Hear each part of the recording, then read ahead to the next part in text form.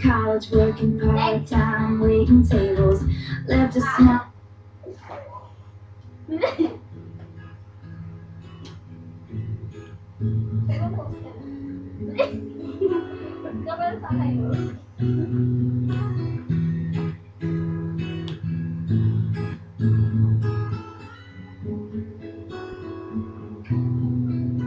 Tulala sa aking kwarto at namumuni-muni ang tanong sa aking sarili, saan ako nagkamali?